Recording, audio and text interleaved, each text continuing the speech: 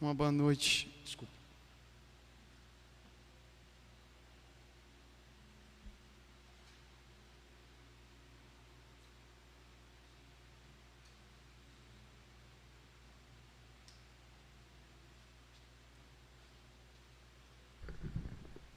Som. Ei.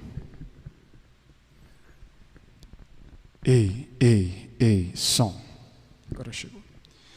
Uma boa noite a todos e todas, a graça e a paz de Jesus, amém? Louvado seja Deus, o Senhor é bom e o seu amor dura para sempre. Nós vamos orar. Gostaria de convidar os irmãos e irmãs a elevarem seus pensamentos ao Senhor e falar com Deus nesse momento, agradecendo ao Senhor pelo dom da vida, por estarmos aqui, agradecendo ao Senhor pela sua misericórdia que dura para sempre. Fale com Deus. O Senhor é bom e o seu amor dura para sempre. Amém. Senhor, graças te damos pelo teu amor sem fim. Graças te damos, ó Deus, pela tua misericórdia. E queremos, Senhor, nesse momento rogar que o teu Espírito fale aos nossos corações nessa noite. Venha, ó Deus, tomar a direção deste culto. E que tu sejas, ó Deus, entronizado e exaltado, pois o culto, Senhor, é para ti. Que tu sejas engrandecido, Senhor, não apenas nesse encontro coletivo, mas acima de tudo nas nossas vidas. Que a nossa vida seja um louvor a ti, ó Deus, e que o Senhor se agrade do nosso viver. Pai bendito, ensina-nos a te seguir, ensina-nos a te amar. Faze-nos, Senhor, cada vez mais crentes em Jesus. Firma-nos em tua palavra, firma-nos no teu caminho. Conduze-nos, Senhor, a ti. Pai bendito, estas coisas nós oramos, no nome de Jesus e para a glória eterna de Jesus. Amém. Louvado seja Deus. Amém. Nós vamos louvar ao Senhor.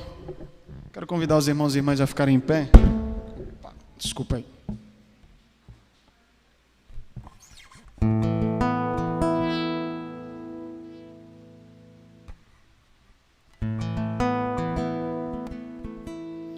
Nós vamos cantar o hino Sossegai, que é o hino 328 do cantor cristão. E esse hino diz: ó mestre, o mar se revolta, as ondas nos dão pavor, o céu se reveste de trevas, não temos um Salvador. Não se te dá que morramos, podes assim dormir, se a cada momento nos vemos, se prestes a submergir. E aí Jesus responde: as ondas atendem ao meu mandar. Sossegai, sossegai, sossegai. Ó mestre, o mar se revolta, as ondas nos dão pavor, o céu se reveste de trevas, não temos um Salvador. Não se te dá que morramos,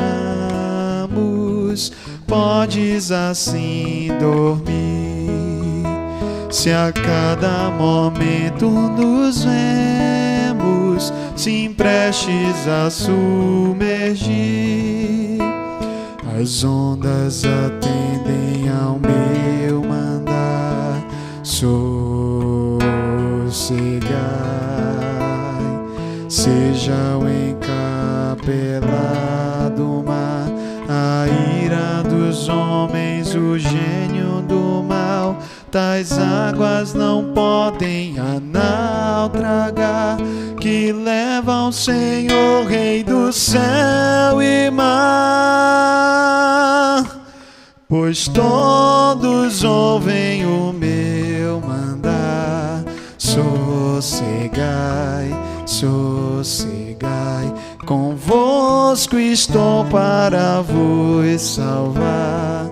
Sim, sossegai. Mestre, na minha tristeza estou quase a sucumbir.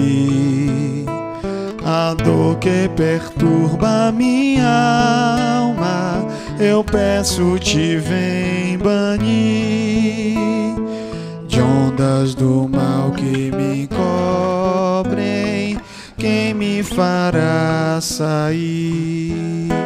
Pereço sem ti, ó meu mestre, vem logo, vem me acudir. As ondas atendem ao meu mandar, sossegai. Seja o encapelado mar, a ira dos homens, o gênio do mal. Tais águas não podem naufragar, que leva ao Senhor, Rei do céu e mar. Pois todos ouvem o meu mandar, sossegai, sossegai. Convosco estou para vos salvar, sim, sossegai. Mestre, chegou a bonança, em paz vejo o céu e o mar. O meu coração goza calma, que não poderá findar. Fica comigo, meu mestre, dono da terra e céu, e assim chegarei bem seguro ao porto, destino meu. As ondas atendem ao meu mandar, sossegai. Seja o encapelado mar, a ira dos homens, o gênio do mal. Tais águas não podem naufragar, que leva ao Senhor, Rei dos céus e mar. Pois todos ouvem o meu mandar, sossegai, sossegai. Convosco estou para vos salvar, sim, sossegai. Você pode ouvir a voz de Deus falando no seu coração: aquieta-te, acalma, aquieta o teu coração. Faça uma oração nesse momento e peça ao Senhor: Senhor, em nome de Jesus, que o meu coração descanse em Ti. Que o meu coração, Senhor, descanse no Deus da minha salvação.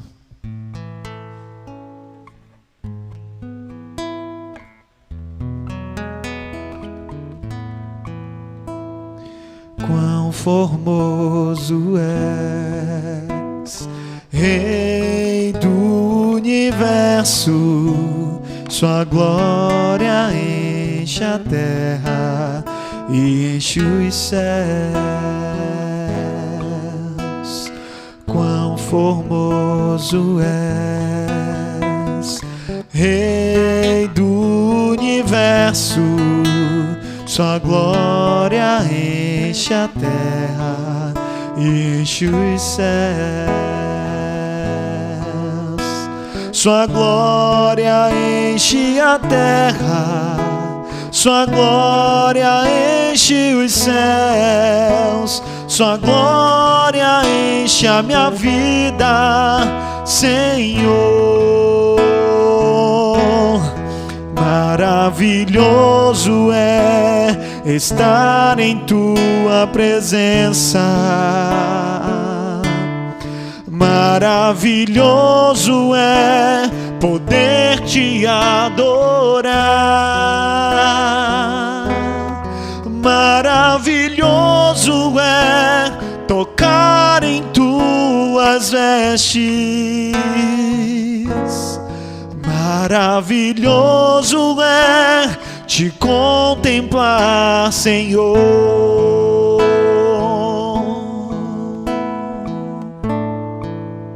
Maravilhoso é Te contemplar, Senhor. Quão formoso és, Rei do universo, Tua glória enche a terra e enche os céus. Quão formoso és, Rei do universo. Sua glória enche a terra e enche os céus.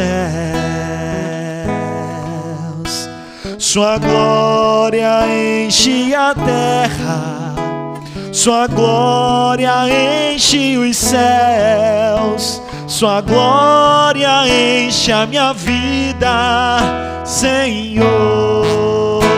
Declare: maravilhoso é estar em tua presença.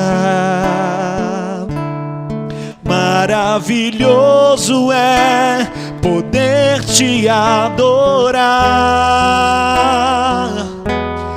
Maravilhoso é tocar em tuas vestes. Aleluia. Maravilhoso é te contemplar, Senhor.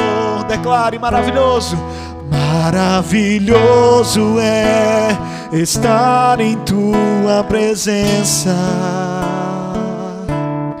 Maravilhoso é poder te adorar. Oh, aleluia. Maravilhoso é tuas vestes.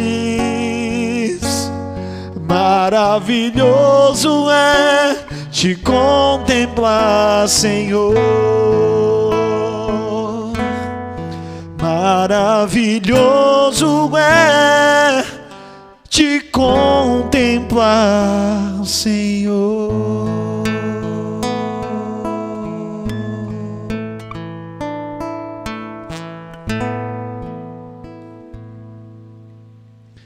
Aleluia. Você pode falar com Deus nesse momento e agradecer ao Senhor e dizer a Ele: Senhor, Tu és maravilhoso. Eu te agradeço, Senhor, porque Tu és um Deus maravilhoso e com o Teu infinito amor o Senhor me acolhe, o Senhor me ama, o Senhor cuida de mim. Você pode agradecer a Deus nesse momento. Faça uma oração, erga a sua voz e agradeça ao Senhor e diga: Senhor, obrigado.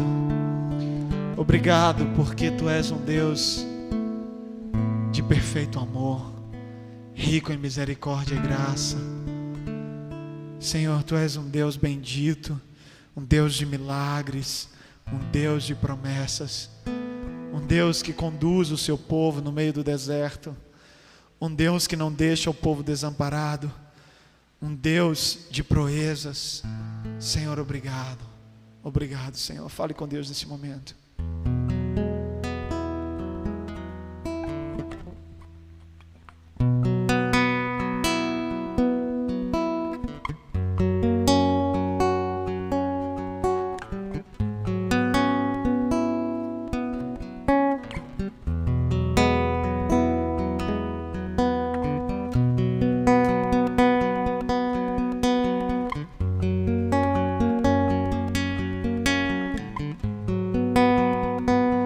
Estás aqui, movendo entre nós. Te adorarei, te adorarei. Estás aqui, mudando destinos. Te adorarei, te adorarei. Estás aqui, operando milagres. Te adorarei, te adorarei. Estás aqui, transformando nossas vidas. Te adorarei, te adorarei. Meu Deus, Deus de milagres, Deus de promessas, caminho no deserto. na escuridão. Esse é quem tu és, meu Deus, Deus de milagres, Deus de promessas, caminho no deserto, luz na escuridão. Esse é quem tu és. Estás aqui tocando os corações. Te adorarei,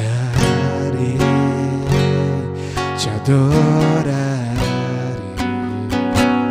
Estás aqui curando multidões. Te adorarei, te adorarei. Estás aqui restaurando os corações. Te adorarei, te adorarei. Estás aqui transformando histórias. Te adorarei, te adorarei. Meu Deus é Deus de milagres, Deus de promessas, caminho no deserto, luz na escuridão. Esse é quem tu és. Meu Deus é Deus de milagres, Deus de promessas, caminho no deserto, luz na escuridão. Esse é quem tu és. Enxuga as lágrimas, restaura os corações. Tu és a resposta, Jesus. Enxuga as lágrimas, restaura os corações. Tu és a resposta. Ele é Jesus, meu Deus. Meu Deus é Deus de milagres, Deus de promessas, caminho no deserto, luz na escuridão. Esse é quem tu és. Meu Deus é Deus de milagres, Deus de promessas, caminho no deserto, luz na escuridão. Esse é quem tu és. Meu Deus é Deus de milagres, Deus de promessas, caminho no deserto, luz na escuridão. Esse é quem tu és. Meu Deus é Deus de milagres, Deus de promessas, caminho no deserto, luz na escuridão. Esse é quem tu és.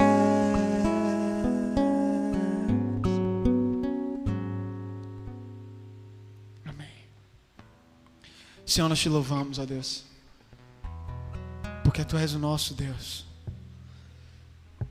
porque tu és o Deus que nos sustenta, e a nossa vida está, Senhor, em tuas santas mãos. E como é bom, Senhor, pertencermos a um Deus de amor, a um Deus de misericórdia e graça, um Deus que nos carrega em seus braços. Como é bom sabermos, ó Deus, que não estamos desamparados, mas que o Senhor cuida de nós. Como é bom, Senhor. Como é bom saber isso, Senhor. Pai bendito, em nome de Jesus, renova em nosso coração a fé e a gratidão. Sim, Senhor, porque no meio de tempos difíceis, o nosso coração, ele tende a crer menos. E às vezes nós focamos tanto nos problemas que nós esquecemos de agradecer, Senhor. Senhor, mas nesse momento nós queremos orar na consciência de que Tu és o nosso Deus. Queremos orar, Senhor, rogando a Ti, ó Deus, que no nosso coração haja gratidão a Ti. Obrigado, Senhor, porque Tu és um Deus de milagres. E de fato nós não estaríamos de pé aqui se não fosse o Senhor que nos sustentasse até aqui, ó Deus. Por isso, Senhor, nós queremos nesse momento renovar em nós a consciência da gratidão, Senhor. Obrigado, ó Deus. Obrigado, Senhor, porque o Teu amor não falha. Obrigado, Senhor, porque o Senhor é fiel e justo para nos perdoar e nos purificar de toda injustiça. Obrigado, Senhor. Nós queremos, ó Deus, Te agradecer, Senhor. Queremos Te render graças, ó Deus. Queremos render graças a Ti, Senhor, em nome de Jesus. Em nome de Jesus.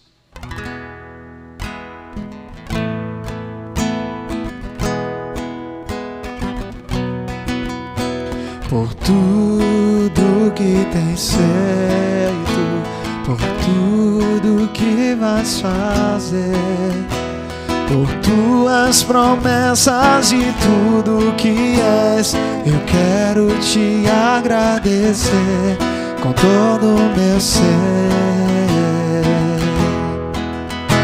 Por tudo que tens feito, por tudo que vais fazer, por Tuas promessas e tudo que és, eu quero Te agradecer com todo o meu ser.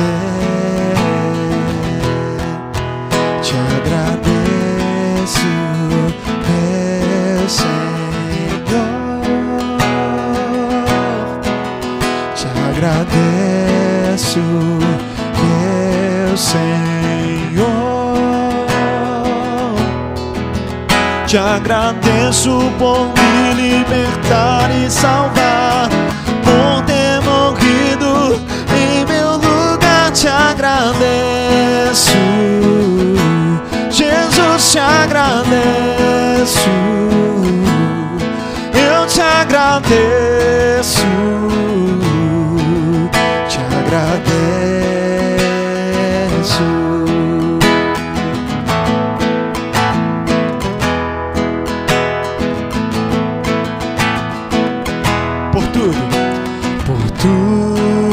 Que tens feito, por tudo que vais fazer, por Tuas promessas e tudo que és, eu quero Te agradecer com todo o meu ser. Te agradeço, meu Senhor.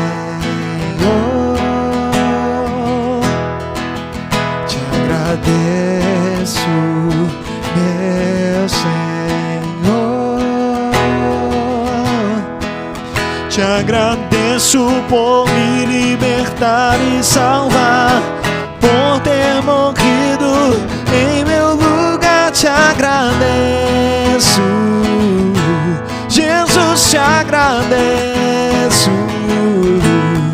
Eu te agradeço, te agradeço,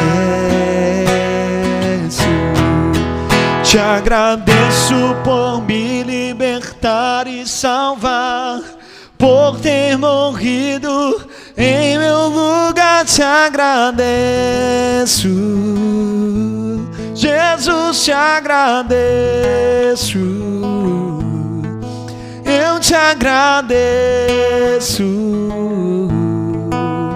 te agradeço.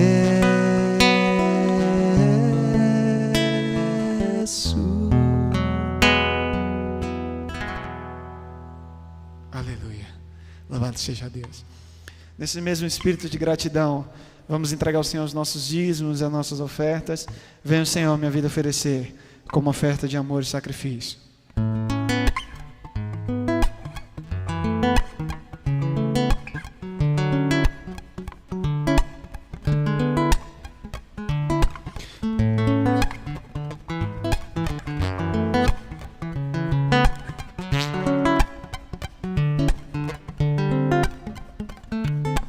Venha o Senhor minha vida oferecer como oferta de amor, sacrifício. Quero minha vida a te entregar como oferta viva em teu altar.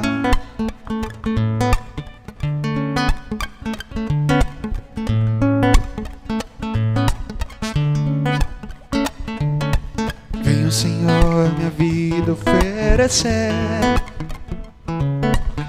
como oferta de amor, sacrifício.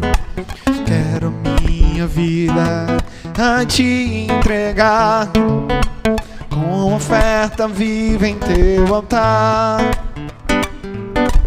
Pois pra te adorar foi que eu nasci.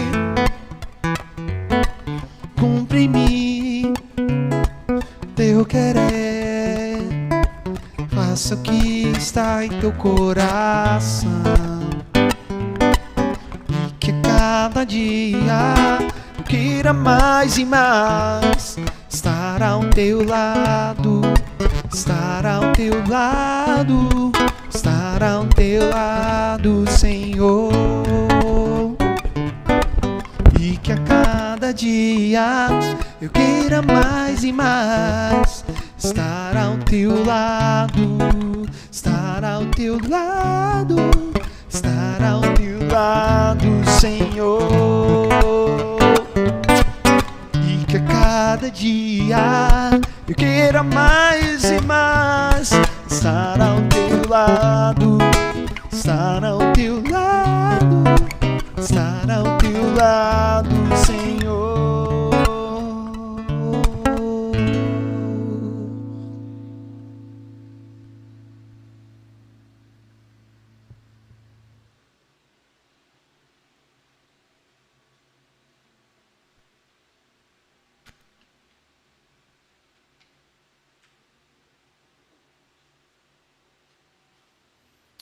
Louvado seja Deus, muita graça e muita paz.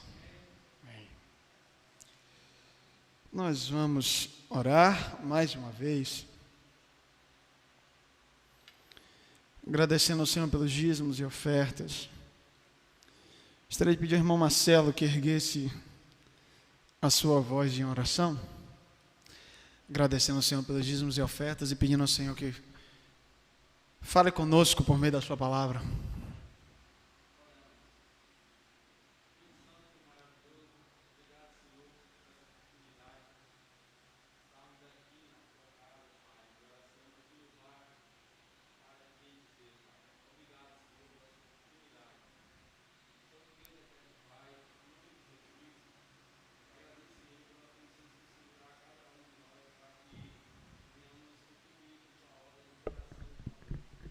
Sim, Senhor.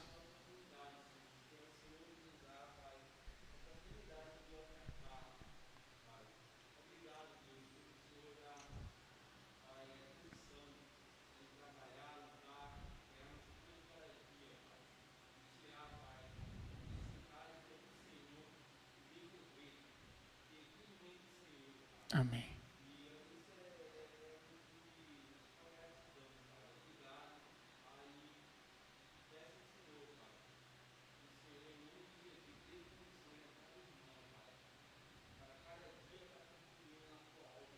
Amém, Senhor.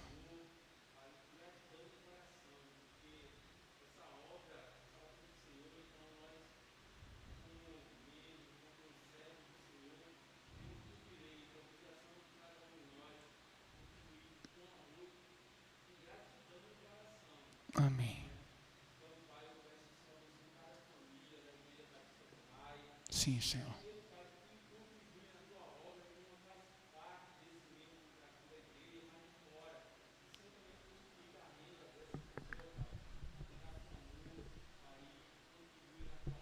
Sim, Senhor, em nome de Jesus.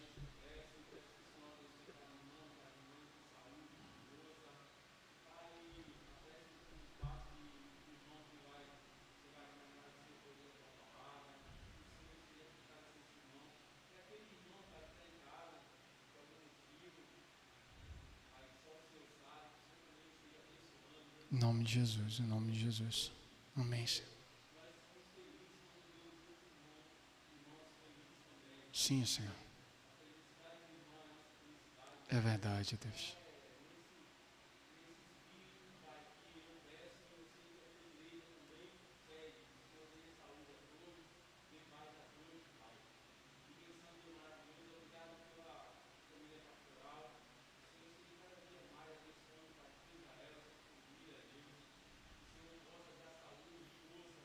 Em nome de Jesus. Amém, Senhor. É verdade, Pai.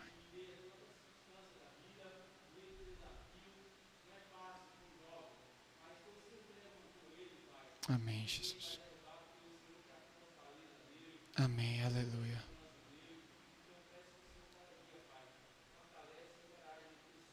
Amém, Senhor, em nome de Jesus.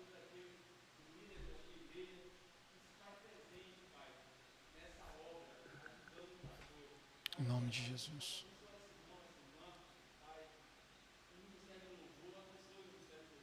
Amém, Jesus. Amém, Jesus. Em nome de Jesus. Em nome de Jesus. Amém. Amém, Senhor. Em nome de Jesus. Em nome de Jesus, Senhor. Amém, Jesus. Em nome de Jesus. Sim, Deus. Sim, Deus.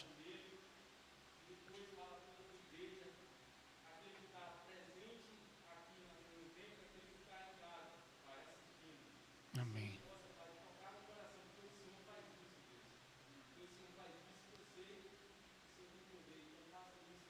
Sim, Pai.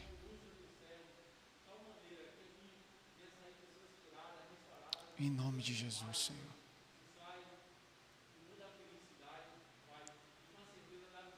Amém, Jesus. Amém, aleluia, glória a Deus. Obrigado, irmão Marcelo, que Deus te abençoe. Meus queridos irmãos e irmãs, nós vamos estudar hoje Apocalipse capítulo 13. Peço que os irmãos abram. Enquanto os irmãos abrem, eu queria dar algumas satisfações aos irmãos. Eu até coloquei no grupo. Hoje pela manhã, me parece que houve algum contratempo com um poste em Cajazeiras 8. Acho que esse poste aí no início da manhã, ainda à madrugada, ele pegou fogo. E a linha de transmissão da nossa internet daqui da igreja, ela foi afetada também, certo? Então hoje pela manhã eu tentei fazer não tinha internet aqui, eu tentei fazer com os meus dados móveis, mas não é suficiente, né? A transmissão de vídeo puxa muito e parece que caiu aí logo no início, não sei, quem viu deve ter visto poucos minutos e a transmissão caiu e me parece que além dela ter caído, ela estava ainda também bem estável, né? Bem ruim, né? Então hoje pela manhã, infelizmente, houve isso. Nós entramos em contato, muito obrigado, viu, Suzana?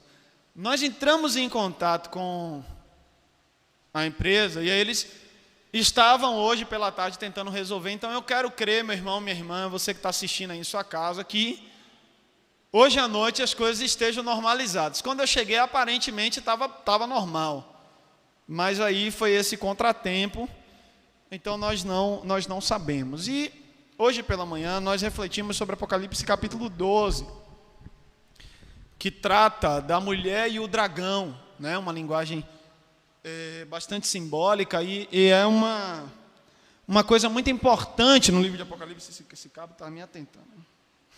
Pronto. Um negócio bastante importante que aparece no livro de Apocalipse, por quê? Porque agora, a partir do capítulo 12 em diante,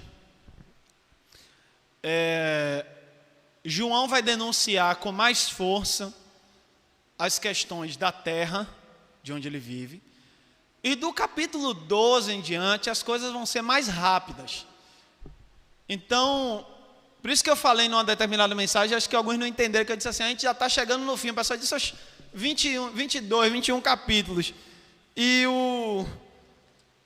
o 22 capítulos e está no capítulo 12 e já está perto do fim, é porque do capítulo 12 para o fim agora é rápido, sabe? Do 12 em diante as coisas são mais curtas do que do 1 até o 11. No decorrer das mensagens vocês vão compreender isso. Então, hoje pela manhã a gente refletiu sobre isso e hoje à noite nós estamos refletindo sobre o dragão e a besta, ou e as bestas, porque são duas. E Apocalipse capítulo 13 eu gostaria de ler com os irmãos e nós vamos então meditar na palavra. Diz assim: vi uma besta que saía do mar, tinha 10 chifres e 7 cabeças com 10 coroas, uma sobre cada chifre e em cada cabeça um nome de blasfêmia. A besta que vi era semelhante a um leopardo, mas tinha pés como os de urso e boca como a de leão. O dragão deu à besta o seu poder, o seu trono e grande autoridade. Uma das cabeças da besta parecia ter sofrido um ferimento mortal, mas o ferimento mortal foi curado. Todo o mundo ficou maravilhado e seguiu a besta. Adoraram o dragão que tinha dado autoridade à besta e também adoraram a besta, dizendo: quem é como a besta? Quem pode guerrear contra ela? A besta foi dada uma boca para falar palavras arrogantes e blasfemas, e lhe foi dada autoridade para agir durante 42 meses. Ela abriu a boca para blasfemar contra Deus e amaldiçoar o seu nome e o seu tabernáculo, os que habitam nos céus. Foi-lhe dado poder para guerrear contra os santos e vencê-los. Foi-lhe dada autoridade sobre toda a tribo, povo, língua e nação. Todos os habitantes da terra adorarão a besta, a saber, todos aqueles que não tiverem seus nomes escritos no livro da vida do Cordeiro, que foi morto desde a criação do mundo.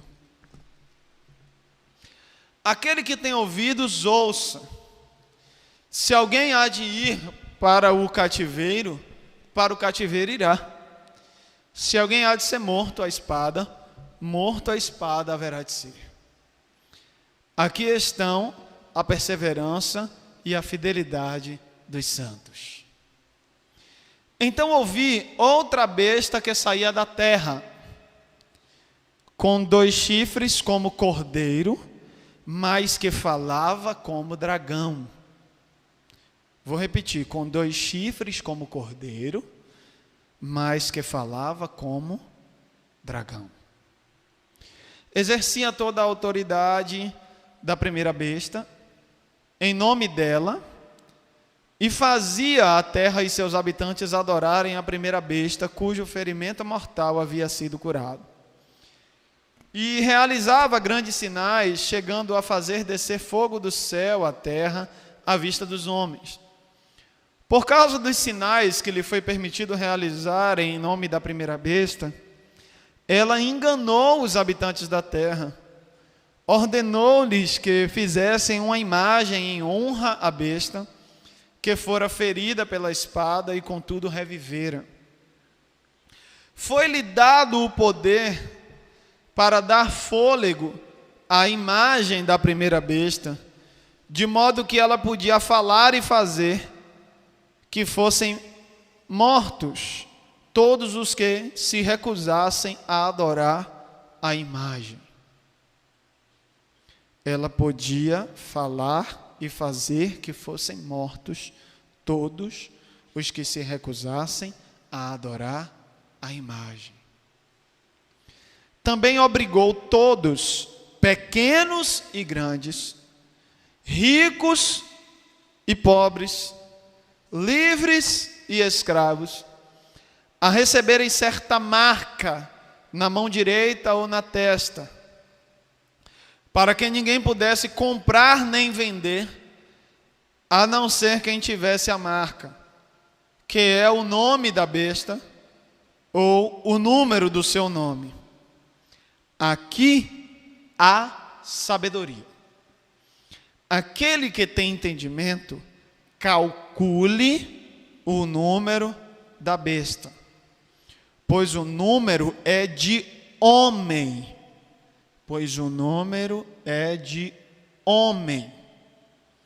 Seu número é 666. Amém. Que Deus em Cristo aplique a sua palavra em nossos corações. Como houve um problema na transmissão pela manhã, eu quero recapitular brevemente, já que o capítulo 12 e o capítulo 13, eles se complementam. Eu queria recapitular um pouco do que a gente falou pela manhã, para que a gente compreenda melhor também o que nós estamos meditando no capítulo 13. O capítulo 12 faz aparecer uma mulher, e essa mulher, ela dá à luz, com dores de parto, a um menino. Só que essa mulher está sendo perseguida por um dragão. Ela está sendo duramente perseguida por um dragão. E o filho dessa mulher é quem vence o dragão. Então esse é basicamente o enredo central do que aparece no capítulo 12. Para os irmãos de tradição católica, eles interpretam essa mulher como Maria, né? E esse texto de Apocalipse 12 é um texto importantíssimo para aquilo que se chama na teologia católica de Mariologia, que é a doutrina de Maria, e para eles esse texto está falando de Maria. Bom, para nós cristãos protestantes, nós atentamos para alguns outros aspectos que diferenciam um pouco. Por quê? Porque o texto não fala apenas de Maria, o texto fala simbolicamente de várias imagens de mulheres na Bíblia. Uma das primeiras imagens que o texto fala é de Eva, porque quando Eva come o fruto e Deus chama o homem, a mulher e a serpente para lhes dar o seu destino e a punição necessária, Deus olha para a mulher e diz a ela: por conta do teu pecado, tu agora darás à luz com dores de parto. Mas olha para a mulher e para a serpente e diz à mulher: mulher, da tudo teu ventre nascerá aquele, que pisará a cabeça da serpente e ela lhe ferirá o calcanhar. Em Gênesis 3:15 estava aquilo que a teologia cristã chama de proto-evangelho. É um protótipo do evangelho. Em Gênesis estava profetizado aquilo que Deus faria na história. Porque de fato, com dores de parto, do ventre de Maria, nasceu aquele que pisou a cabeça da serpente. E de fato a serpente o feriu no calcanhar, porque Jesus triunfou sobre as potestades na cruz. Por isso, pelas suas feridas, nós somos sarados. Isso está profetizado. Por isso, essa mulher que Apocalipse 12 está falando, não é simplesmente Eva, nem simplesmente Maria. Ela é uma representação simbólica do povo de Deus. Porque foi na história do povo de Deus, usando mulheres de Deus como Eva, como Maria, e tantos outros, tanto homens quanto mulheres, Deus se moveu na história. Deus se moveu na história. E o mover de Deus na história da igreja foi sempre estruturado assim. A igreja vinha sendo perseguida pelo dragão, que o texto diz claramente que é a antiga serpente chamada Diabo, Satanás, que engana o mundo. É isso que diz o verso 9, Apocalipse 12, 9.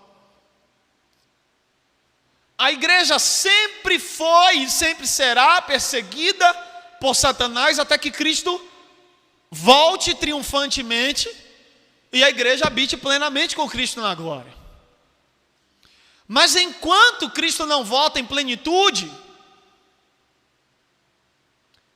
a igreja sempre será perseguida por Satanás. Satanás sempre será adversário do povo de Deus. Mas João está olhando para uma igreja que está sendo perseguida pelo Império Romano e está dizendo que a perseguição que a igreja sofre ela não é simplesmente uma dor qualquer, ela é a dor de um parto. E você pode se perguntar, por quê, pastor? Qual a diferença de uma dor qualquer para a dor de um parto? Olha, qualquer mulher que pariu vai dizer, é óbvio, a dor do parto é muito maior. Mas não é apenas isso. É porque a dor do parto é a dor que gera vida. João está olhando, inspirado pelo Espírito, ele está olhando para a igreja e está dizendo, a perseguição que o diabo coloca sobre a igreja gera dores, mas não é uma dor inútil. É uma dor com potência de vida. E esse é um fato que todos os historiadores da história do cristianismo não conseguem explicar, a não ser pela mística. Por que que o cristianismo foi perseguido em determinados momentos da história, e cristãos foram brutalmente assassinados, e quanto mais esses cristãos morriam, mais gente se convertia? Os caras não sabem explicar isso. É uma grande interrogação. Ele não tem razão. Tem razão. Se tentar explicar pela racionalidade, vai chamar os crentes tudo de doido. Porque quanto mais morria crente na mão de gladiador, ou comido pelos leões, nas arenas, humilhados, mutilados, decapitados, serrados ao meio, as mortes eram das mais brutais possíveis. Nas arenas gregas, greco-romanas, ainda assim, o número de pessoas que se convertiam era muito maior. Eles não conseguem explicar. Sabe por quê, meu irmão, minha irmã? Porque tem um negócio na vida do crente que até na morte ele dá testemunho. A Bíblia diz que quando Estevão foi apedrejado, as pessoas viram um brilho, como se fosse um rosto de um anjo, viram um brilho diferente no rosto dele. E eu creio que era isso que acontecia, não somente na vida de Estevão, mas na vida de toda a igreja que estava sendo perseguida. Aqueles crentes quando morriam de cabeça erguida. Tem um relato de uma mulher, na história do cristianismo, no próximo sermão eu me lembro de trazer o nome dela, porque agora me fugiu a mente, eu só me lembro do relato, que ela estava grávida, e ela estava marcada para morrer na mão do... O imperador ordenou que ela morresse pelo gladiador, o gladiador teria que matá-la. Ela estava grávida, e ela fez uma oração, ela estava perto de dar luz, ela fez uma oração, ela disse, Senhor, não permita que meu filho morra. Abençoe para que eu dê a luz antes do gladiador me matar. Ela fez essa oração, na hora que ela terminou de orar, ela entrou em trabalho de parto. Ela pariu e ela pediu que uma amiga dela desse, que também tinha dado à luz recente, cuidasse do filho dela como se fosse filho dela mesma. E aquela mulher recém-parida, todo mundo sabe que até no parto normal a mulher precisa de repouso. Recém-parida entrou na arena para ser morta pelo gladiador. E a história conta que ela entrou de cabeça erguida e toda a arena ficou em silêncio. E o gladiador começou a tremer, ela pegou a espada dele, colocou no pescoço e disse, faça o que você tem de fazer. Porque ele não conseguia, a mão tremia. A mão tremia. Ela morreu, mas ela deixou um testemunho que deixou a arena toda em silêncio, porque morreu de cabeça erguida, com o gladiador se tremendo lá, ó, sem nem conseguir segurar a espada direito. Estava cheia do poder de Deus e do Espírito Santo, cheia do poder. A espada começou a tremer toda, que ele olhou e disse, o que é que tem nessa mulher aí? O que é que tem nela aí? Poder de Deus. Poder de Deus. Poder de Deus. História do cristianismo. É até uma ideia depois, quando a gente terminar de estudar o Novo Testamento, a gente estudar um pouco mais sobre os mártires. É uma ideia que me veio aqui à mente. Vamos amadurecer essa ideia. Dignidade, cabeça erguida. Era esse nível de espiritualidade, e é bem isso que João está dizendo. Quando o inimigo se levanta contra a igreja, essa dor que a igreja sofre é uma dor que gera vida, é dor de parto, tem potência de vida. E João está dizendo isso, ele está dizendo isso, e ele está fazendo também um outro alerta, que ninguém pode se esquecer, e é aqui que começa a entrar o capítulo 13. João está dizendo, olha, a origem de toda essa perseguição, essas perseguições são feitas pelos impérios, são, mas na origem dessa perseguição está quem é? Satanás. João está dizendo, ninguém se engane na história. É óbvio que teve mão humana e maldade humana, mas potencializando a maldade humana estava a mão do inimigo. E o inimigo é esse, porque o inimigo sozinho ele não pode. Ninguém vê espada flutuando aí. Quando você vê alguém morrendo aí, foi a arma flutuando, a arma atirou sozinho, disparou. O Satanás levitou o revólver. Não foi. Satanás usa corpos de gente porque ele se apodera da maldade humana, ele quer potencializar isso. Eu falei de manhã que eu digo que aquele desenho da Disney explica bem. Tem um desenho da Disney quando o Pato Donald está irritado, que aí quando ele está irritado, aí aparece um anjo bom. Aí o anjo bom diz a ele assim, não faça nada. Aí daqui a pouco aparece o Satanás mesmo, com um chifre, com um espeto, e diz a ele, vá. Mas Jesus ali define bem o diabo, porque o diabo é bem esse. Ele é aquele que vê a brecha no nosso coração e quer ficar alimentando ali. E o diabo só tenta a gente naquilo que a gente está frágil. Porque você se lembra na tentação de Jesus, a Bíblia diz que Jesus estava lá em jejum. Aí o diabo aparece, qual é a primeira tentação que o infeliz faz? Diz assim, Jesus, transforme a pedra em pão, mandando Jesus comer pedra. Que é isso que o inimigo faz. O inimigo quer pegar a nossa fragilidade e botar a gente para comer pedra. Aí daqui a pouco a gente está com a barriga cheia de pedra, porque aquele peso dos infernos no estômago é o engodo do Satanás, jogando pedra na nossa vida, querendo dizer que é pão. Olha que engano, obra de engano dos infernos. Querendo que você coma pedra, né? Não coma não, que é laço. Aí Jesus olhou para ele e disse, está amarrado, nem só de pão viverá o homem. Sai para lá, rapaz, eu vou viver da palavra que vem da boca de Deus. Vai, que arte. Jesus disse a ele, porque tinha uma coisa que ninguém pode fechar os olhos naquela tentação, aquilo ali era o pão do diabo. Aí Jesus disse para ele, nem só de pão viverá o homem, mas de toda a palavra que sai da boca de Deus. Eu quero comer o que vem do céu, não o que vem do cão. Jesus disse a ele, você vai comer o pouco que o diabo está te oferecendo, está amarrado. Mas Jesus está dizendo a ele, não. Mas Satanás é esse. Satanás é esse que se ousou tentar Jesus. Por isso que nenhum crente vai se achando um super-homem. Vai se achando um super-homem. Teve uns meninos uma vez numa igreja que eu atuei um tempo. Aí os meninos se achando super crente, né? Saí de madrugada para evangelizar. Aí disse, rapaz, cuidado. Queria levar muito tempo evangelizando as garotas de programa. Eu disse, vamos vigiar. Vamos vigiar. Você está aqui de madrugada, aqui, levando muito tempo aqui evangelizando.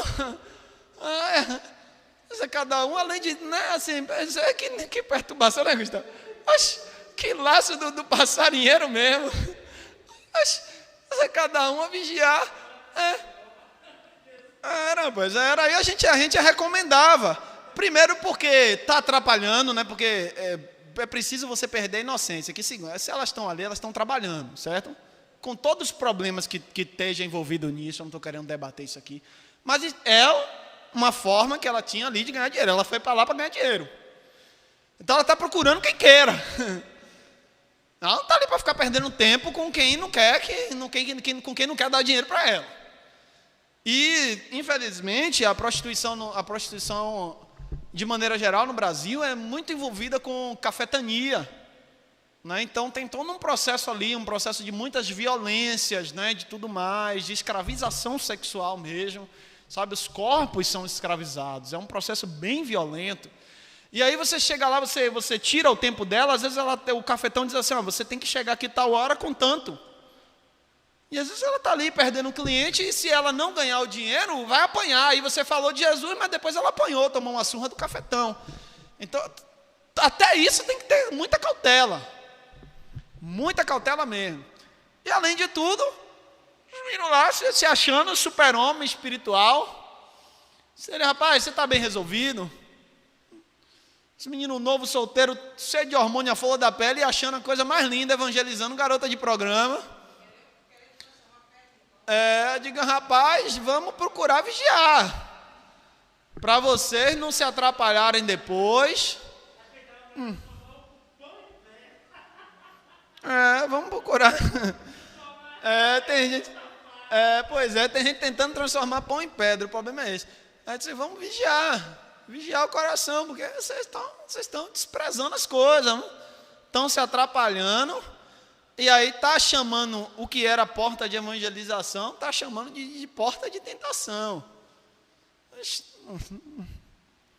Quer dizer, o crente não pode se achar um super-homem, o crente tem que saber, ele primeiro tem que saber procurar estar bem resolvido com ele mesmo, e ele também tem que procurar vigiar.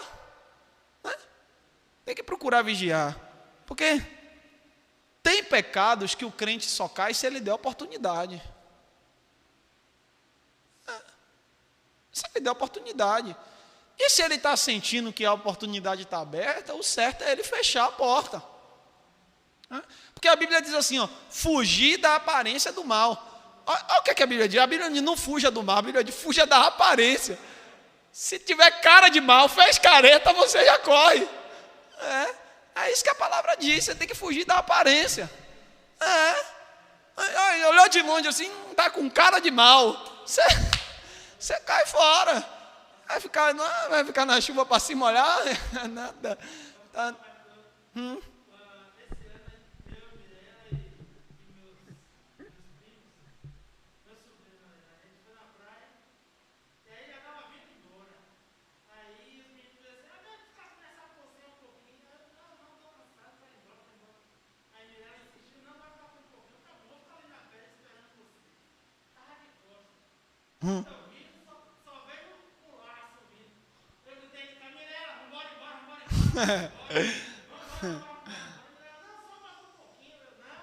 Cai fora.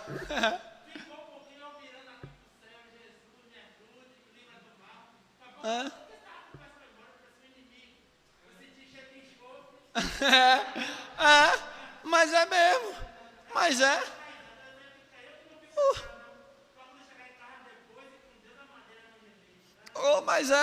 Mas é mesmo. Mas é. E você sabe o que é que acontece? Jesus disse assim, olha, na oração do Pai Nosso, Jesus disse assim, a oração é assim, não nos deixeis cair em tentação, o verbo ali no grego é não nos deixeis entrar em tentação. Por quê? Porque Jesus está dizendo assim, que a gente tem que orar para nem entrar na tentação, porque ele sabe que depois de entrar, passar aí é difícil. Aí está dizendo, ele já está ensinando a orar assim, ó Deus, não me deixe nem entrar. Não me deixe nem entrar. Né? Tem que vigiar. Não é? Esse é o caminho de todo crente. Isso não significa que alguém é melhor do que ninguém, não. Esse é o caminho para todo mundo. E veja, meu irmão, olha, eu usei o exemplo, né, da sexualidade, mas tem tentação em tudo que é na vida. Cada crente sabe qual é o seu pecado e qual é o lugar que o inimigo bate na porta. Cada crente sabe. Cada crente sabe. Tem os pecados que a gente não costuma falar, o pecado da gula, ninguém mais fala, né? Ninguém mais fala, que é o descontrole, os excessos, porque é pecado contra o corpo, né? O pecado da fofoca, né? E aí, você tem que vigiar, se você está com a tentação ali, pecado da fofoca. Você está com a tentação, Jesus está dizendo a você, controle sua língua. Você está vindo ali, duas fofoqueiras vindo na sua direção, você sabe que ali, que se elas pararem perto de você, o inimigo vai reinar ali, vai virar ali o covil de urubu ali todo. O que é que você tem que fazer? Cair fora, você vai sentar. A Bíblia diz, bem-aventurado o homem que não anda no conselho dos ímpios, nem se detém no caminho dos pecadores, nem se assenta na roda dos escarnecedores. Porque tem roda que o crente não pode sentar, não. Que tem roda que as pessoas só sentam para acabar com os outros. Você tem que sair dessa roda. Tem que sair dessa roda. Gente que só senta, que você vê que não é simplesmente um comentário qualquer. Tem gente que está afim mesmo de falar dos outros para acabar com a imagem dos outros, para fazer perversidade mesmo, sabe assim? Tem gente que tem um compromisso de falar mal. Aí você tem que fugir dessa roda. O crente tem que sair disso, o crente tem que estar atento, que é o seguinte: por detrás de todo esse intento está o dragão. Está o dragão. E o Apocalipse, ele está nos desafiando a gente entender uma coisa que é muito séria. Só é possível estar do lado de um. Ou estamos do lado do cordeiro, ou estamos do lado do dragão. Só é possível estar do lado de um. Por isso a igreja, ela tem que ter discernimento. O discernimento da palavra. A igreja deve escolher o lado do cordeiro. Aí você pensa assim: pastor, o senhor falou, e cadê o capítulo 13? É porque o versículo final do capítulo 12, alguém pode ler em voz alta? Versículo 18.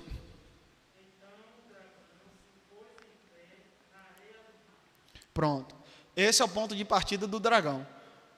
O dragão tentou vencer a mulher, não conseguiu, foi querer vencer os discípulos da mulher. É isso que diz aí o verso 17. Diz assim: o dragão irou-se contra a mulher e saiu para guerrear contra o restante da sua descendência, que você sabe que somos nós.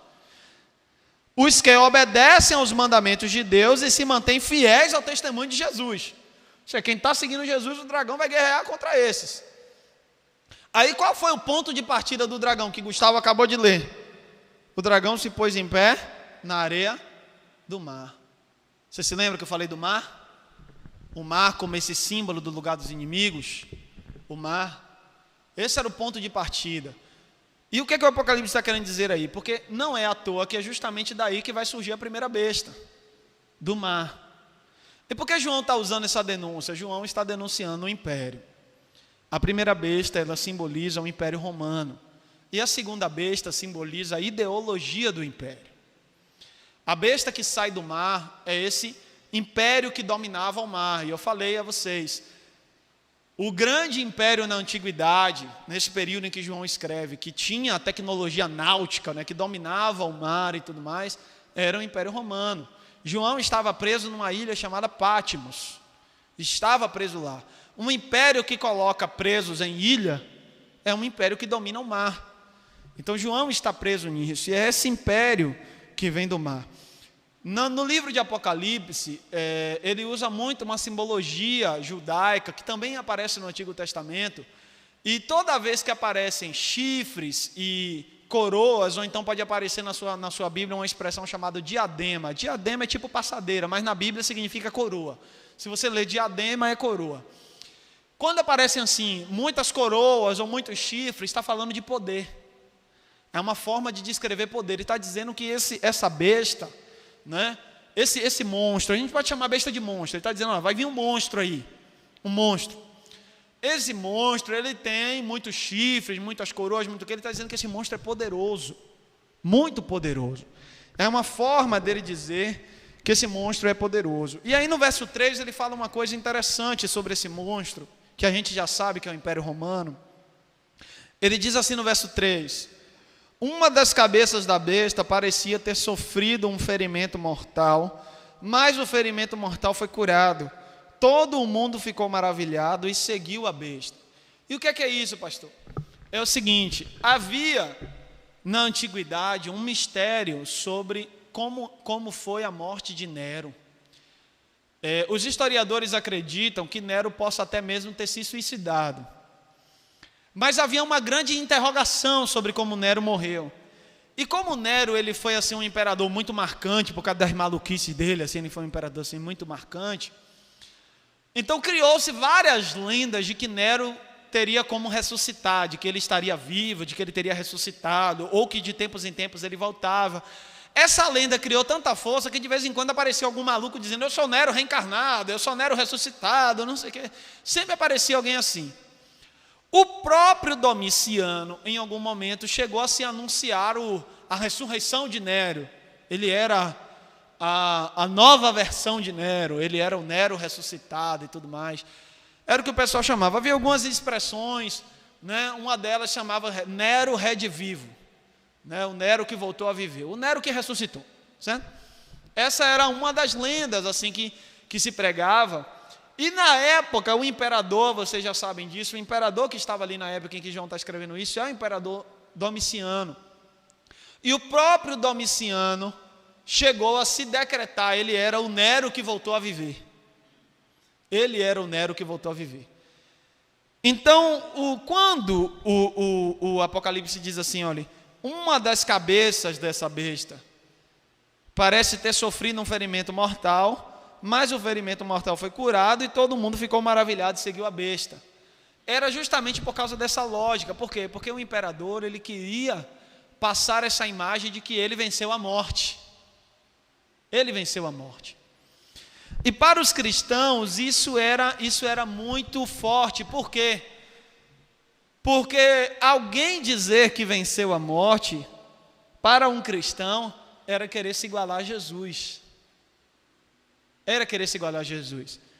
É por isso que quando João vai denunciar a segunda besta, no versículo 11, João começa dizendo o seguinte, ó, então vi outra besta que saía da terra com 2 chifres como cordeiro, mas que falava como dragão. Parece cordeiro, está querendo bancar de cordeiro, mas não é o cordeiro. Não é cordeiro. Né? E Jesus já havia anunciado isso no Evangelho de Mateus, você se lembra? Em Mateus 7, quando Jesus disse, dê uma olhadinha lá em Mateus 7, Jesus já havia preparado a igreja. Mateus 7, a partir do versículo 15 até o versículo 23. Mateus 7, do verso 15 ao 23, Jesus já havia anunciado isso. Mateus 7, do verso 15 ao 23.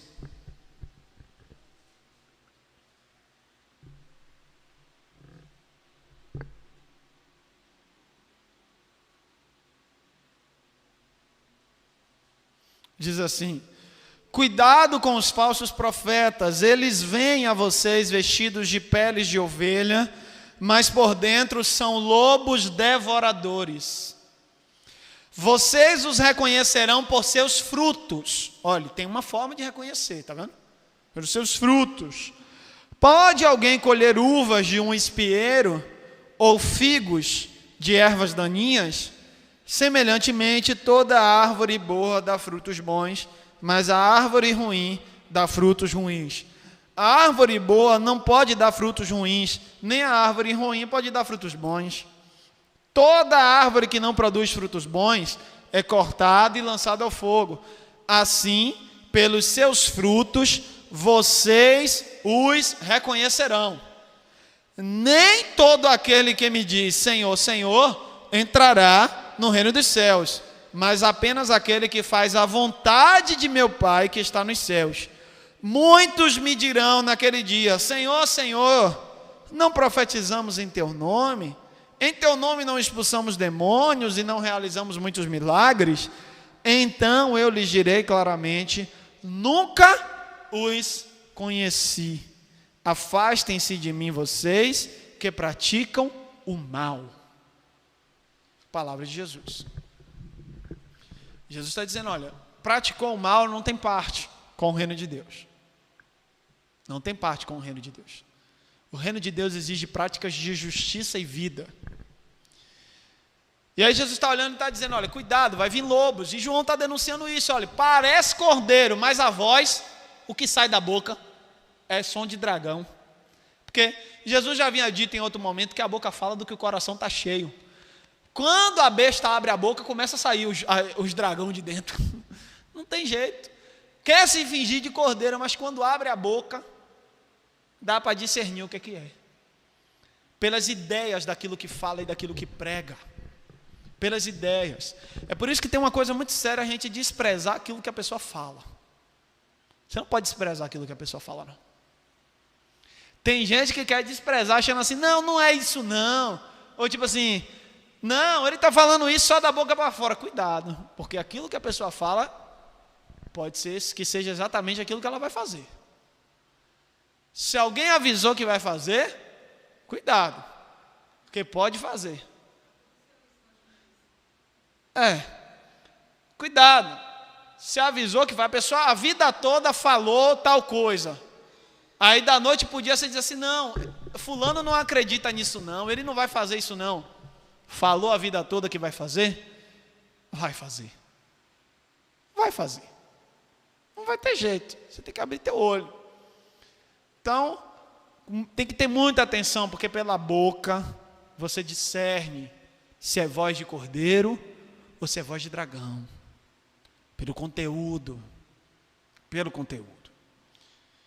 Tem muitas comunidades de fé, ditas cristãs, usando o discurso engraçadinho, sorridente, piadas, pastores coaches que fazem comédia no púlpito.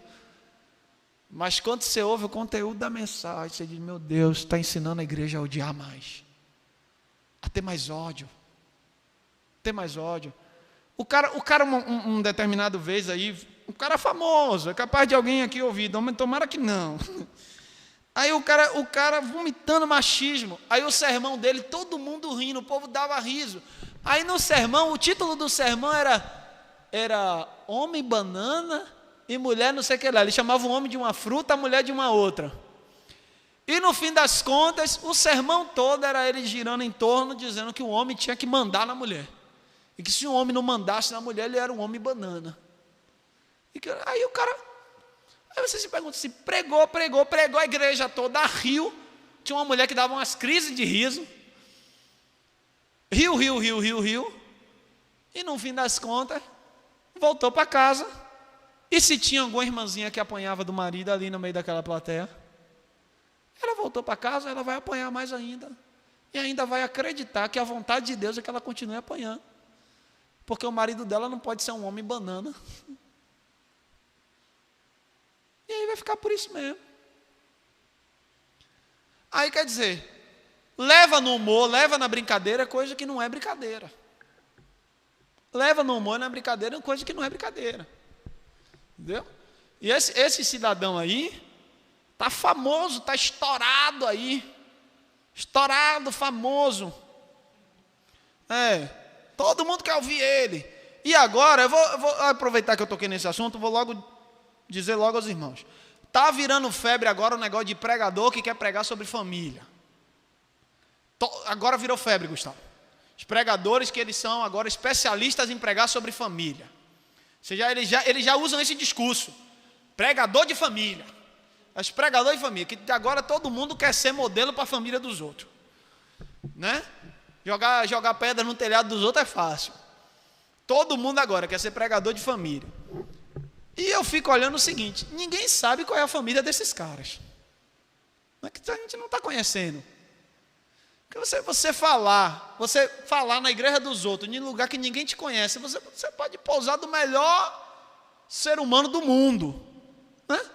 Sua família que sabe seus defeitos, seus problemas, sua família que te atura, que te suporta. Mas agora ele está virando febre agora, um cara de pregador de família. Pregador de família. Eu sou cismado com isso. Sou cismado. Os irmãos têm que dar desconto, que eu acho que eu já tenho uma cisma por natureza, mas eu sou cismado com esse negócio. Sou cismado com esse negócio. E teve uma turma aí, que foi contemporânea de meu pai aí agora, que está nesse negócio, viu, Silvano?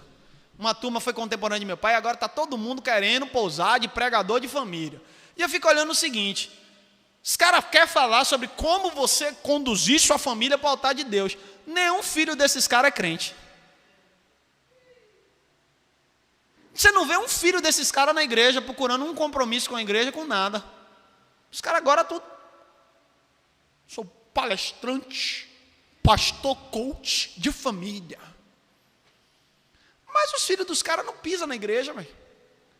Aí você fica assim, pô, velho, os caras estão com tanta sede para divulgar que ele tem a fórmula, mas nem os filhos estão indo para a igreja. Eu digo, rapaz, vai, velho.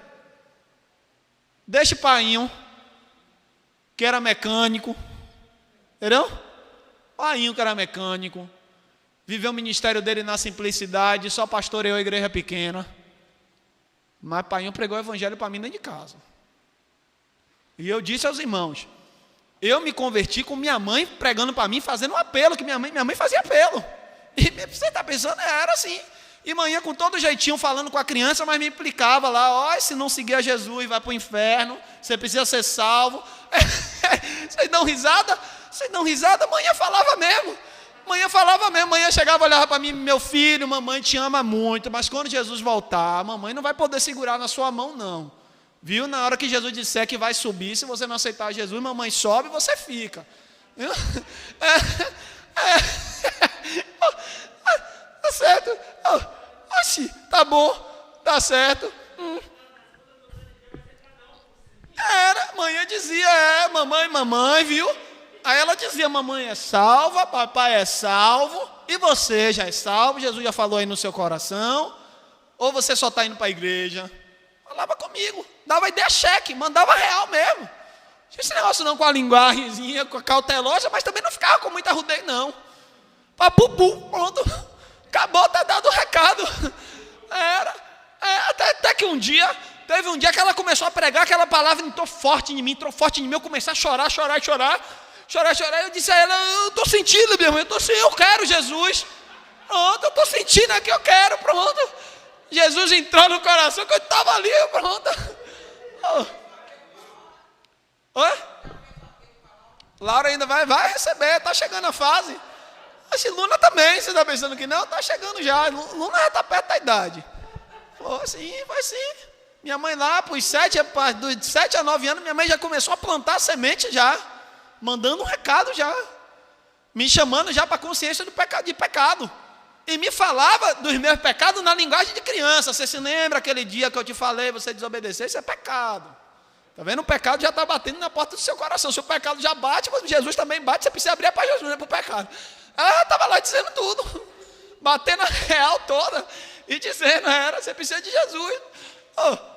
E aí, eu sei que minha mãe e meu pai, eles foram ao extremo, mas quem é mãe e pai que quer conduzir os filhos no caminho de Deus tem que ir para o extremo mesmo. Tem que ir para o extremo mesmo. Eu disse uma vez que os meninos deu risada, Danilo se empolga e dá risada, que ele disse que pai, até para meninar ele ficava, Israel, homem de Deus. Eu não me lembro disso, ele que conta, mas ele disse que era sério, que ele ficava ninando, dizendo, Israel, homem de Deus, até entranhar, que ele sabia que o mundo ia ser uma tentação dos infernos, mas ele já estava lá profetizando, quando o mundo viesse, vai ser homem de Deus. Tá certo. Meu irmão, minha irmã, você pensa que é brincadeira? Tu sabe a dor que é um pai e uma mãe ter um filho perdido no lamaçal do pecado? Perdido no lamaçal do pecado? Afundado no lamaçal do pecado? Dor.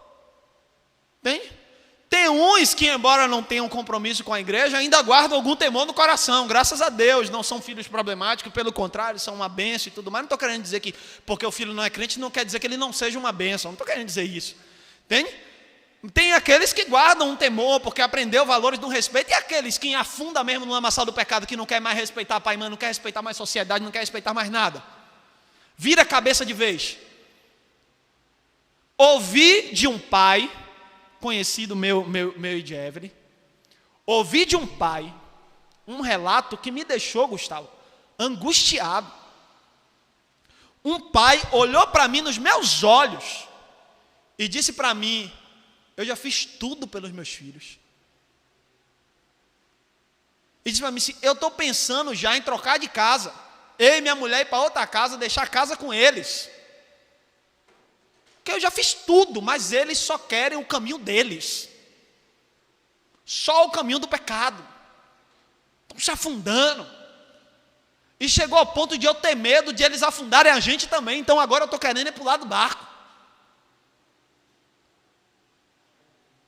É angustiante. E você sabe o que é mais angustiante, Marcelo? É que o meu coração de pastor, a primeira coisa que bate assim é dizer assim, bora tentar de novo, bora tentar, sabe? E esse homem olhou para mim, Marcelo, e me disse, olha, ele fez uma lista de tentativas.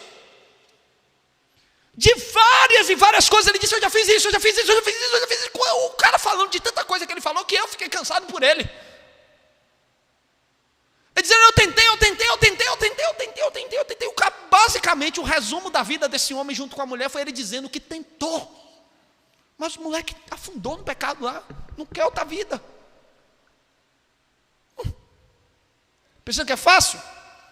Por isso que os pais cristãos têm que lutar exaustivamente para tentar salvar.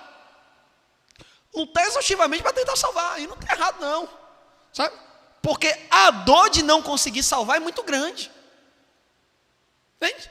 A dor de não conseguir. E eu não falo isso para jogar pedra nesse pai e nessa mãe, não. Porque eles tentaram. Tentaram muito. O que eu estou dizendo é o seguinte: é que nessa vida a gente não tem garantia de muita coisa. E a salvação é individual. E pode ter casos terríveis em que o indivíduo bata a testa e diga que não quer. Qual é a função dos pais? Tentar ao máximo. E quanto antes, melhor. Já começa já desde cedo. Tenta. E não para de tentar. Até quando chegar num determinado momento que o indivíduo engrossar o pescoço e disser não quero mais ouvir, você não vai continuar lá invadindo o ouvido dele. Não quero mais ouvir. Você vai respeitar. Mas pelo menos tu fez tua parte. Aí, cada indivíduo adulto vai responder diante de Deus por aquilo que faz. Mas os pais fizeram a parte, por isso que os pais têm que lutar exaustivamente mesmo. É um processo de educação. Para a criança aprender na escola, não tenta? A escola mete ele exercício, tem hora que o menino está cansado. Está cansado, mas tem um dever lá. Daqui a pouco vem prova, vem trabalho, é pela repetição. E é repetição exaustiva. De segunda a sexta, os professores estão lá, dando nele para ele crescer. Aprenda. Quando chega na educação espiritual, os crentes afrouxam o negócio. A espiritualidade tem que ser levada a sério.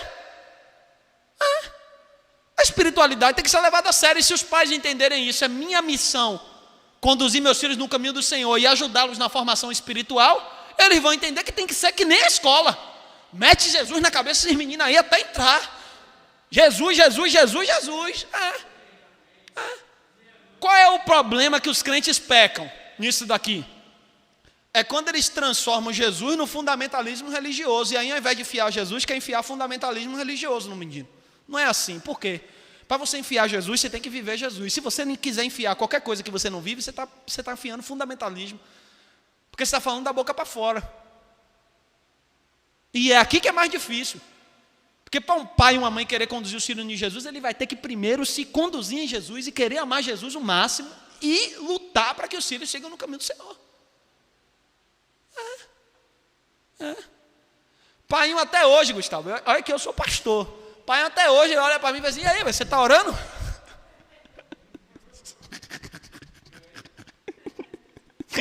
E ele tem um negócio comigo que ele não aceita ainda, mas eu estou trabalhando isso com ele.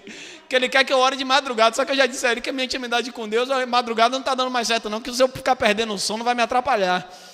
Eu disse: meu pai, eu estou lidando com ansiedade, se eu ficar perdendo o sono, interrompendo o sono do meio da noite, meu sono, se ele vier, eu tenho que dormir e acordar, porque senão se eu ficar interrompendo o meu sono, eu vou ficar todo agoniado, vai ser pior.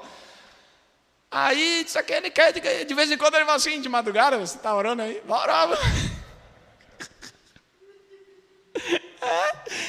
cobrando ali, de vez em quando, o cara, você vê, o cara pastor, ele poderia não dizer assim: não, meu filho é pastor, não precisa mais perguntar mais nada a ele, não, de vez em quando ele está lá assim: você é pastor, mas minha casa, você está orando?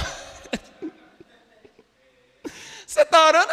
De vez em quando ele vai lá e cobra assim: e aí, está orando? Investimento. Tem que levar a sério isso, levar a sério para a gente discernir. Meus irmãos e minhas irmãs, o que a palavra do Apocalipse está nos dizendo é que o império, ele fazia de tudo para enganar as pessoas.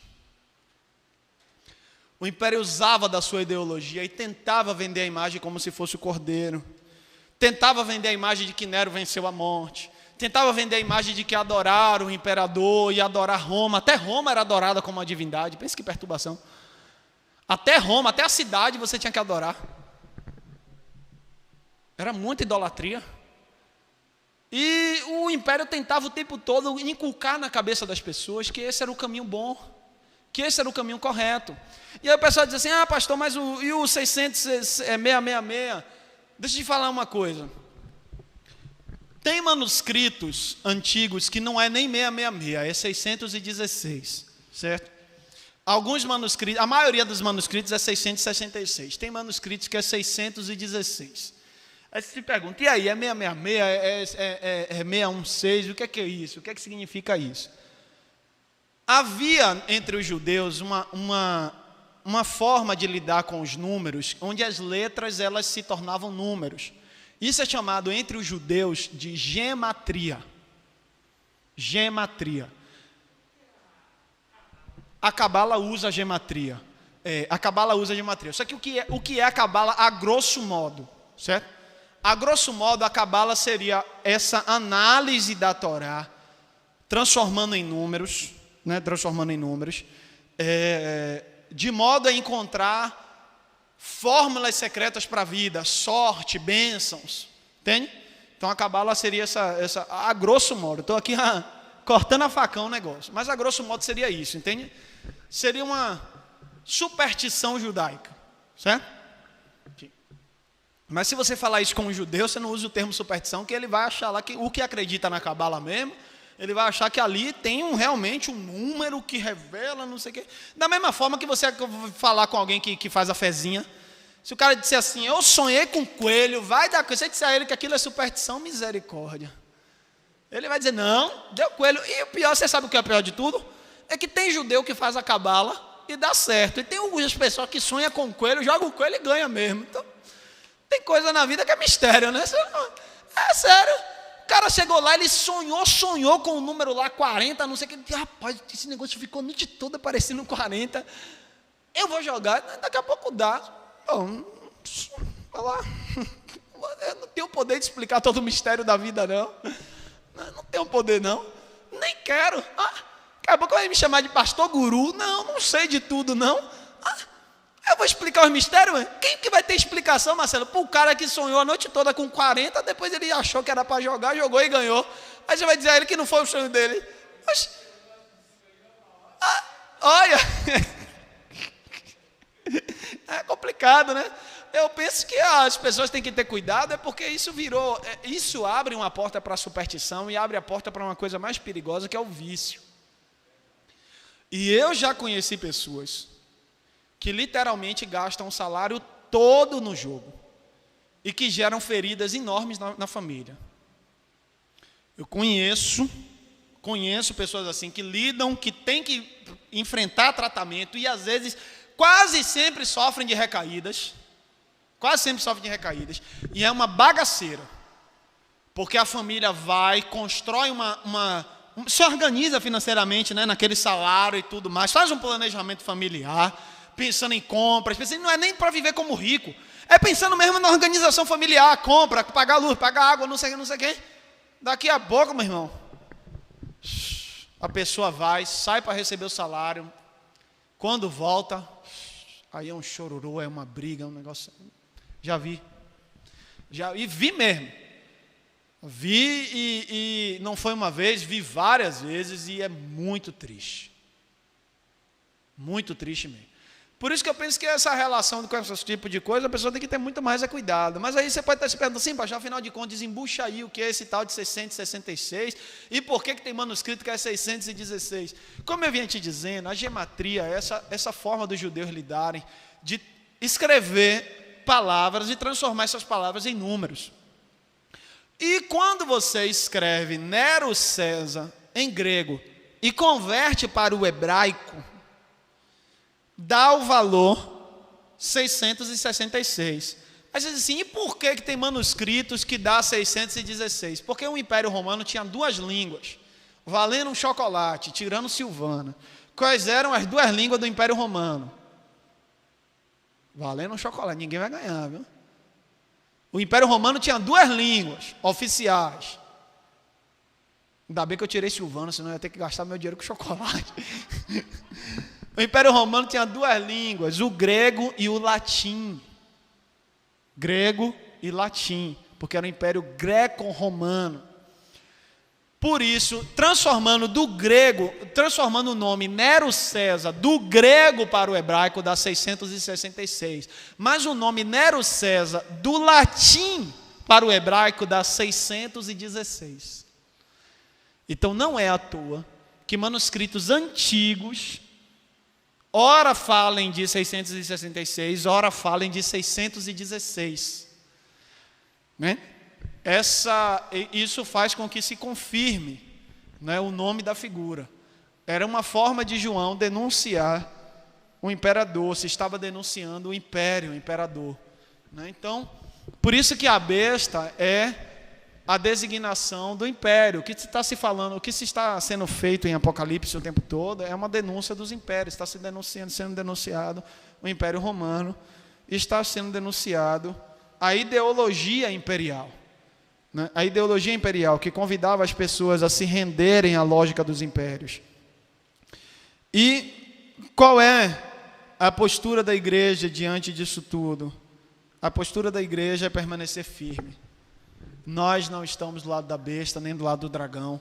Nós estamos do lado do Cordeiro.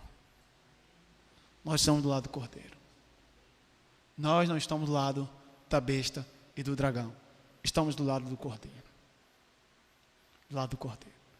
Esse é o nosso grande desafio para a vida, para a fé, para a caminhada. Sempre de tempos em tempos surgem novas bestas, novos impérios. A besta não é uma figura, uma única figura histórica, embora o Apocalipse fale de Nero, mas a Nero é um símbolo das várias injustiças. Por quê? Porque o que tinha Nero? Nero era mais um de tantos imperadores perversos. O que o Apocalipse está querendo falar não é que Nero era o pior de todos, e sim que todo e qualquer sistema, poder, domínio, que seja parecido com a lógica do Império Romano, ou seja, parecido com a lógica de Nero, é um sistema influenciado ou dominado, regido pelo dragão. Satanás está ali por trás. Por isso, nós precisamos estar atentos a isso e precisamos lutar a favor da vida.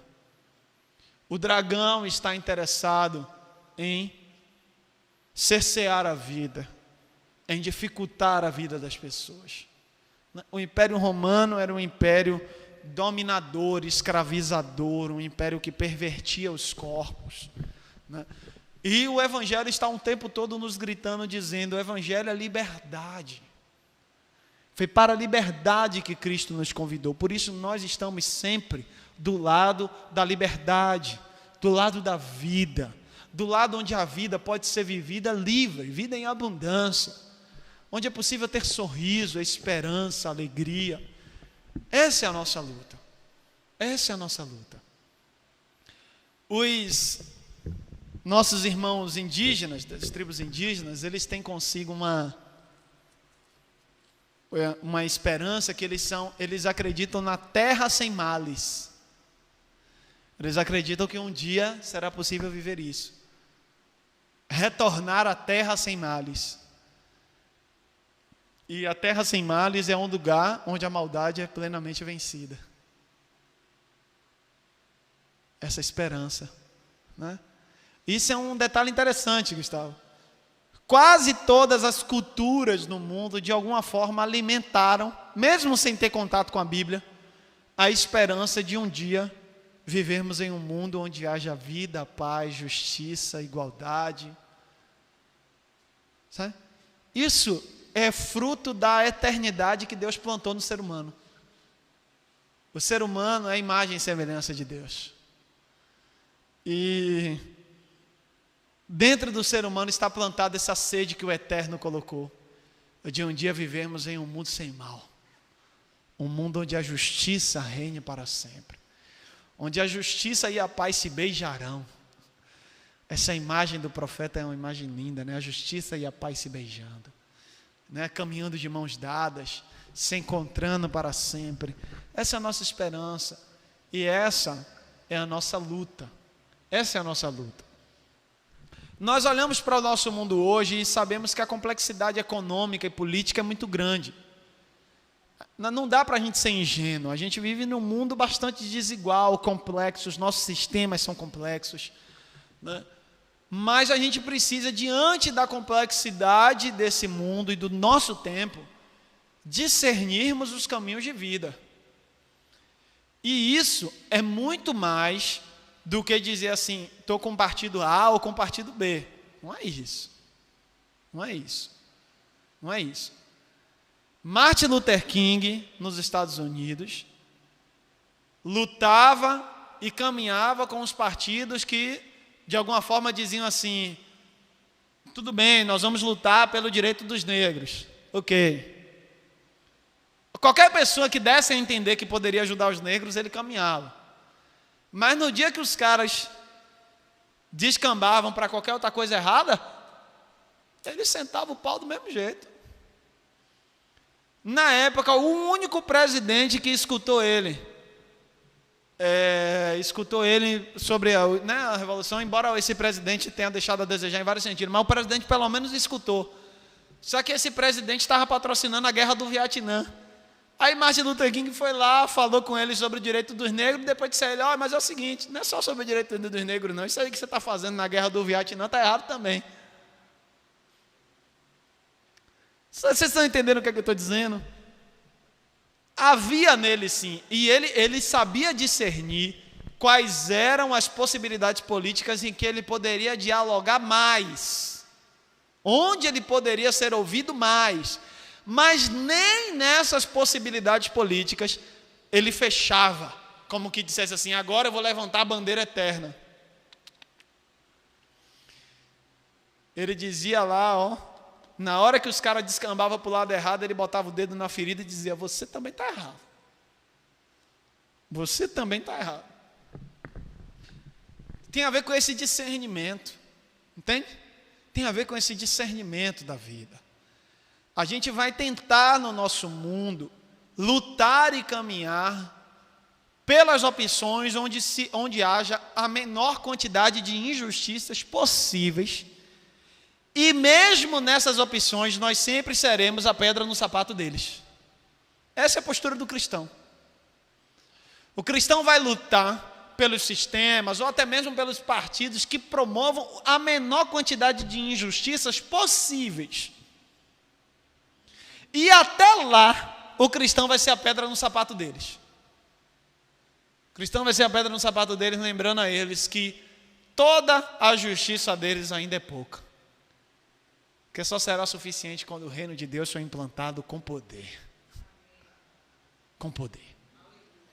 Essa é a nossa esperança, que Deus em Cristo nos abençoe. Amém. Senhor, nós rogamos a Ti nesse momento, ó Deus. Ajude-nos, Senhor, a discernir o caminho da vida.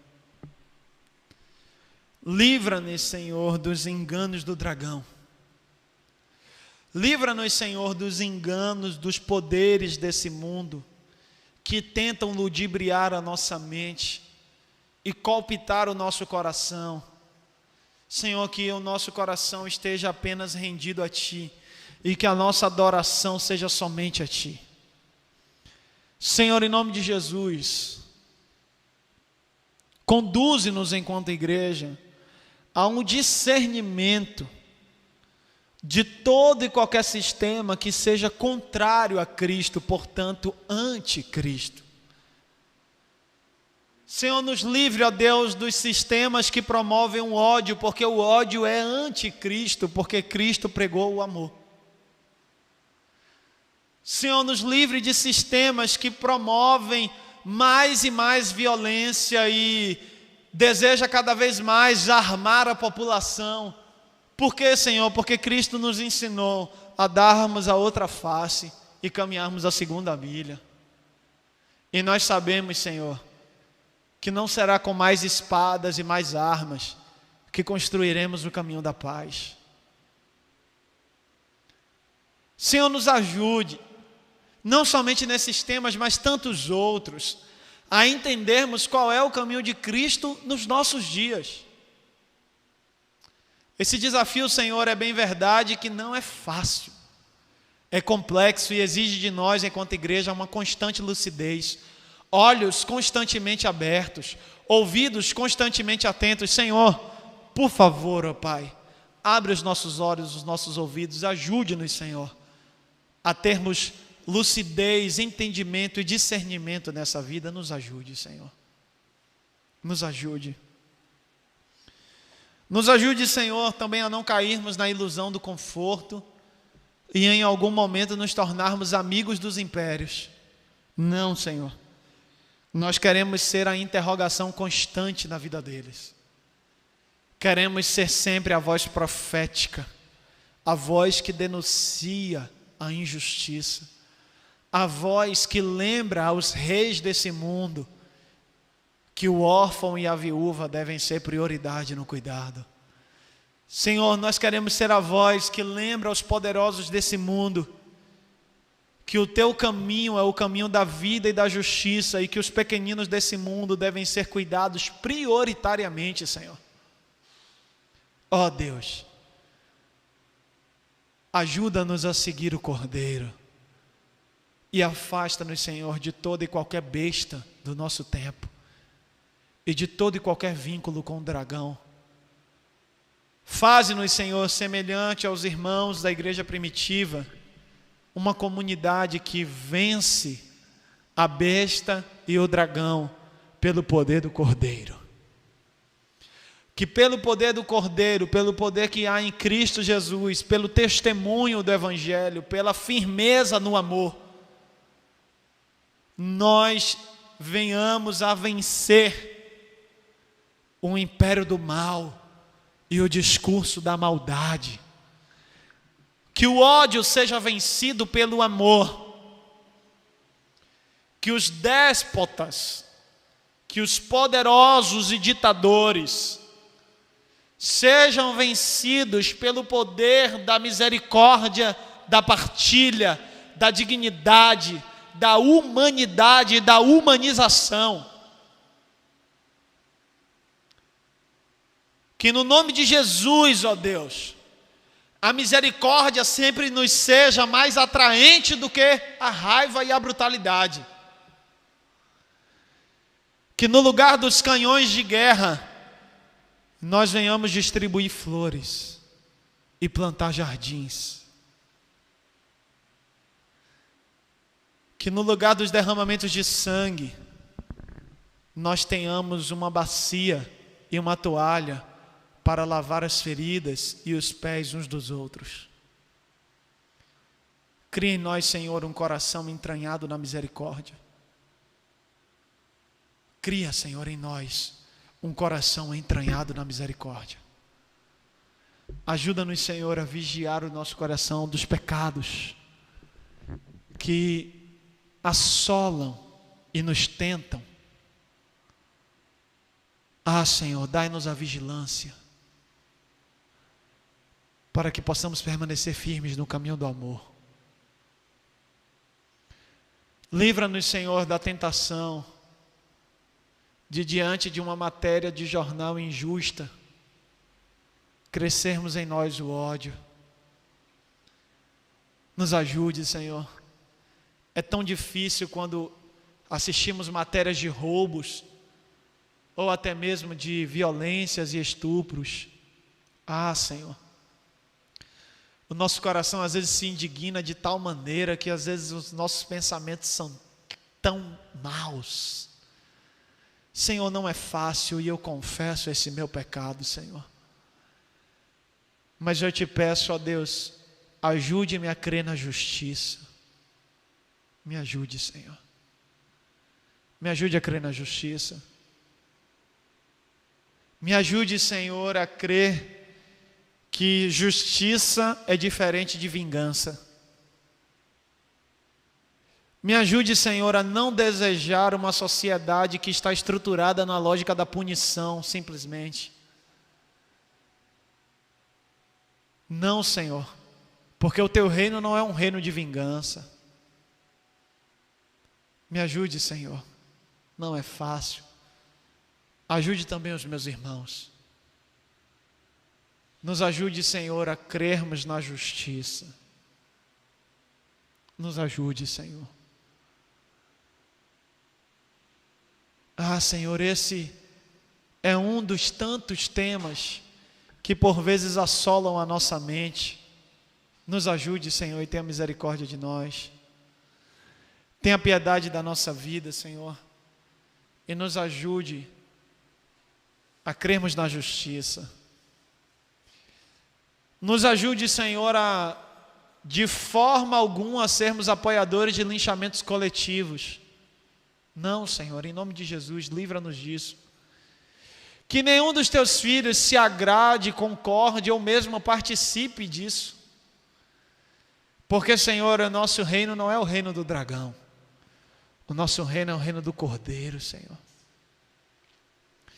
Nos ajude, Senhor, a entrar pela porta estreita, Deus. Oh, Senhor, Tu sabes como o meu coração ainda é sobrecarregado disso, por isso eu te peço, ó Deus, diminui a minha vida, Jesus. Vai tirando, Senhor, essa sobrecarga do pecado, esses pensamentos que por vezes nos povoam e que não querem nos fazer crer na maldade. Não, Senhor.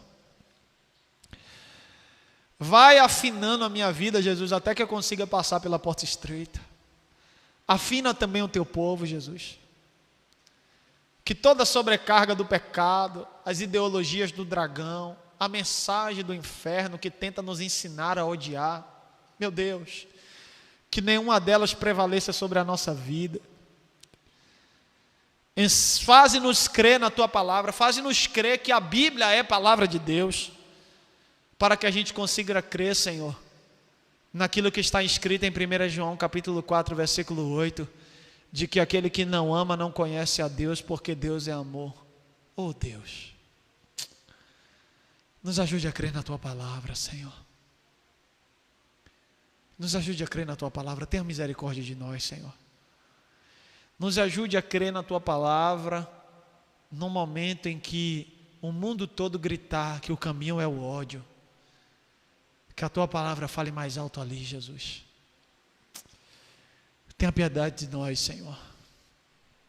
Tenha misericórdia de nós. Estas coisas, Senhor, nós oramos no nome de Jesus. E para a glória eterna de Jesus. Amém. Louvado seja Deus. E que o amor de Deus o Pai, a graça bendita de Jesus Cristo e a transformação do Santo Espírito permaneçam sobre todos nós e sobre toda a face da terra agora e para todos sempre. Amém. Louvado seja Deus. Vamos em paz aos nossos lares. Nos veremos novamente na quarta-feira, às 19 horas. Deus nos abençoe.